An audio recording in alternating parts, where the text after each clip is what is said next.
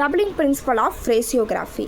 In there there இருந்தாலே அதுக்கு முன்னாடி இருக்க ஸ்ட்ரோக்கை டபுள் பண்ணணும். In there I know normal, I know there is, இந்த தேருன்றதே இருக்காது, அதுக்கு முன்னாடி இருக்க ஸ்ட்ரோக்கை டபுள் பண்ணுவோம். இதில் எந்த ரூல் யூஸ் பண்ணியிருக்கோன்னா தரு வந்தால் டபுள் பண்ணலான்ற ரூல் படி இது டபுளிங் ஆகுது.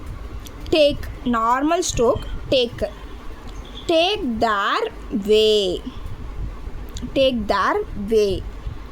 ஐ can be normal stroke, I can be their doubling. has to be through the line, has to be there.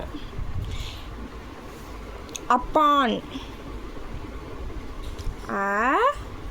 upon, upon there, upon there double பண்ணுறோம்.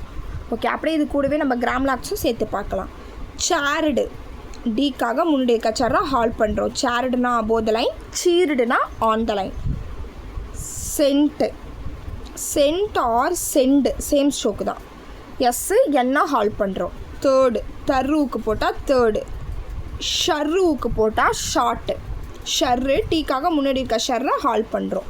ஸ்ப்ரிட்டு SPR side, SPR ஆர்வுக்கு பியை hall பண்ணுறோம். Above லைனில் போட்டால் yard, on the லைனில் போட்டால் word.